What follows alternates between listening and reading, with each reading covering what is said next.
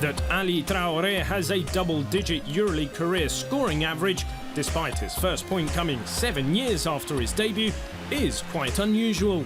But it's not as unusual as one of the sources of his perseverance. Perhaps no Euroleague player can boast a better collection of manga comic books, video games and anime-related items than the Limoges CSP centre, who loves one lesson in particular that his hobby taught him. The most important about it is never give up, and I really like this kind of lesson. Traore appeared for only 1 minute in his first Euroleague game as a 16-year-old way back in 2002. Then didn't play again until 2009, when he returned for Asvel Basket to average more than 14 points per game. And while Traore was growing his game, his fascination with the Japanese manga comics kept growing too. I started liking it pretty early in my teenage years. Of course, it started with this comic book called Dragon Ball, which inspired a lot of generations, which inspired actually the old author of this one, which is One Piece. He's like his direct descendant.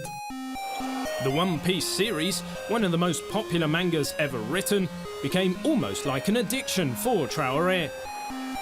I started reading it and I just couldn't stop. It was like something, yeah, it's really epic, you know. I really enjoy looking at it. It's about a young kid who has a huge dream. It's to become the king of pirates, which is very high goals.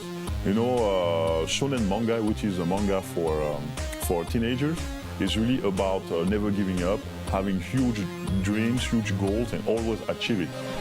And this manga is about a huge, great adventure where they really travel everywhere, and it will work your imagination a lot. That's why I like a lot about it.